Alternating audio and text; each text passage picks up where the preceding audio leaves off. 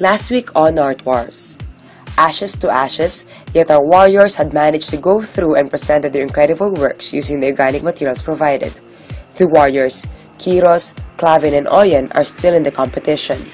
But will this week's challenge tell them otherwise? Hi everyone! It's a nice day, isn't it? We are now down to our top 3 artists, and I'm hoping that today's challenge won't send anyone away from the competition. Do you fancy looking at your own shadow? I do. But then again, let us ask our artists if they would be able to chase the artistic flair of shadows using several domestic materials. Let us call out our warriors. Hi guys. Hi. How are you? So are you excited for today's challenge? Okay. So today's challenge is called The Shadows Dancing in Daylight. So using several domestic materials like rope, spoon, fork, or whatsoever, you must create a masterpiece to form a figure that whenever you put a spotlight on it, it will show an artistic figure on the wall. You understand that, guys? Okay, so I know it's very hard, but you know the imagination is the only limit, okay? So guys, again, we'll be given 60 seconds to shop in our art gallery. Take all the materials that we need and all the materials that you think that will help you win in this challenge. Okay? So guys, your 60 seconds starts now!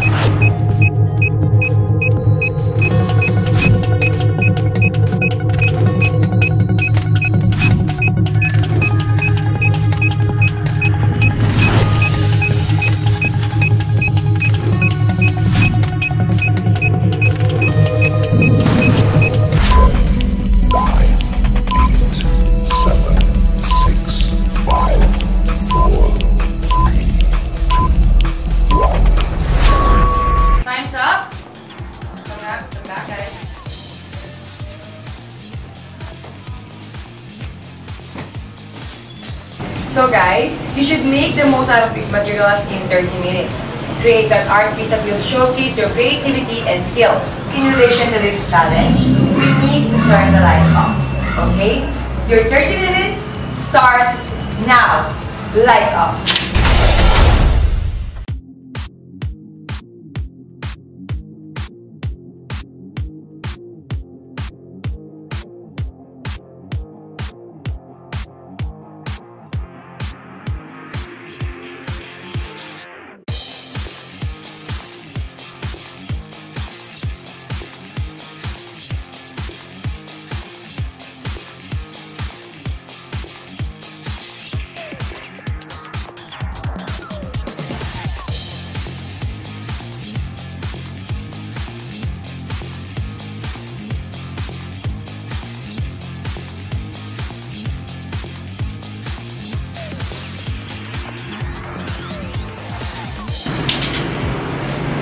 Hi guys, it's now time for art stop. So, who wants to have the power to steal some items from his opponents? For 25 pesos, you will have the power to steal some materials from your opponents. Okay guys, 25 pesos to have more materials that will help you win this challenge. Guys, I'm here.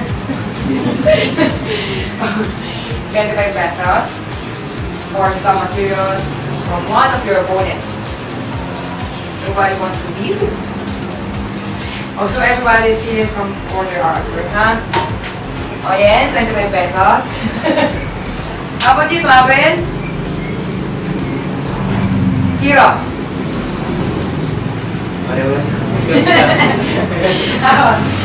So nobody wants to leave for 25 pesos to have the power to steal some materials.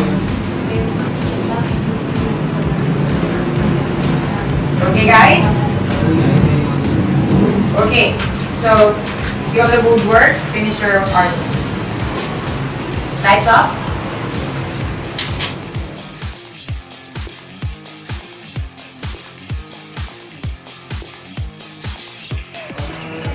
Yun, nung nagbibit na, feeling ko naman wala naman na rin ako makukuha sa kanila or pare-pareho naman kami yung mga materials namin. Kung kukuha ako ng isa sa mga materials nila, parang sinadya ko na rin na talagang sabotage talaga. Feeling ko hindi enjoy yung wars kung makita naman yung totoong mga works nila.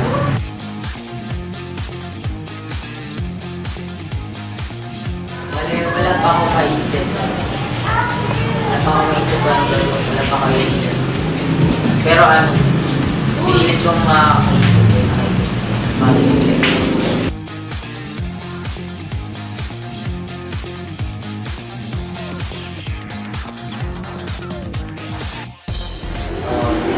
Nalito ko.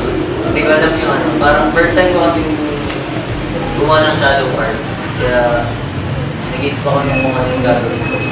Kung ano yung magandang malagsoy. Ngayon, pare-parehas yung gamit namin so useless din yung magbuha ng item. Tsaka alam ko nahihirapan din naman sila. Pare-parehas wala akong nahihirapan.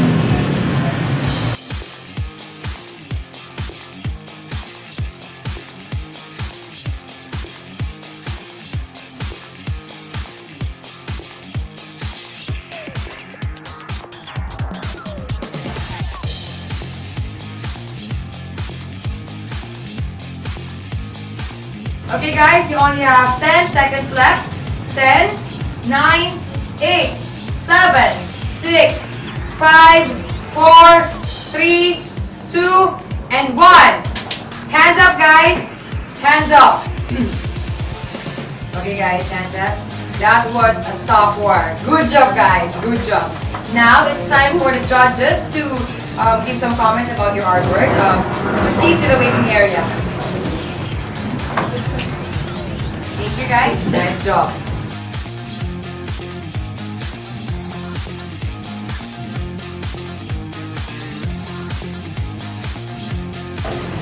So it's now time to criticize each artwork made by our artist with our resident judge, Sir Roy. So, Sir Roy, because of the difficulty of our challenge for today, we will not proceed to the deliberating area now. So, Sir, let's proceed on the judging. So, Sir, ano po ang gusto niyong unahin? Siguro yung ito na lang. Yung house, okay, sir. House pala yun. Ay, sobrang so, sir. So, sir, our challenge for today is shadows dancing in the daylight. So, yun po. So, dapat may gagawin sila na magpapakita lang doon sa shadow. No? So, sir, first, yan. Dito sa house, kasi kahit wala siyang shadow alam mong house siya. Diba? Kaya talaga may shadow. Kaya lang, yun nga, parang hindi niya na-maximize yung paggamit ng shadow. Kung observa ko yung ginawa nung dalawang nasa gilid. Okay, sir. Next one. Ayun. So, alin tayo dyan, sir? doon sa gitna lang. Okay. Yung parang kwago, parang ito. Ayan, opo. Kasi kung tinigan mo siya, pag wala ng shadow, parang actually parang okay na siya Arcade na siya. Pero yun nga, yung surprise dyan, yung pag-level-level ng mga layers para mabuo niya yung buong artworks niya sa shadow. Okay, and the last one, sir? May puso. Ayan. Sa akin, yung nasa dulong pangatlo, para siya yung sa akin, yung pinaka hindi ako gano'ng na-impress. I guess impress para sa akin. Kasi parang napakasimple ng ginawa niya. Na ito nga, doon sa bahay, okay bahay siya, pero makikita mo yung pagkakadesign niya. Pero makita mo na kahit paano pinaghirapan ng artist. Pero doon sa nasa dulo, parang hindi gano'ng yung pinaghirapan. Yung effort, parang hindi gano'ng.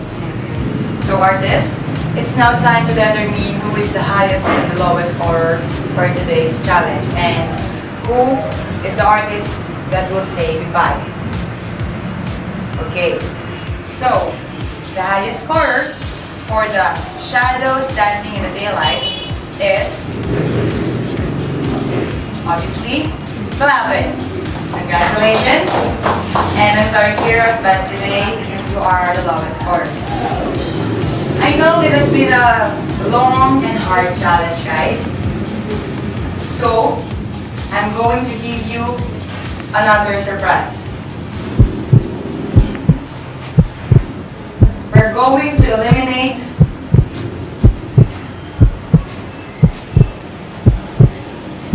no one. Nobody at all. Congratulations, Warriors of Heart. You are all safe and you may continue for next week. Your scores from the coffee, action charcoal challenge, and for today's challenge will be added next week until the next elimination match. Congratulations, Warriors! Congratulations! Another challenge has been conquered, and believe me, our Warriors are cleaning on the edge just to finish it. You'll see more of Kiros, Oyen, and Clave next week. Again, I am Jessica De Los Reyes, your host in the greatest art battle of creativity and strategy, Art Wars.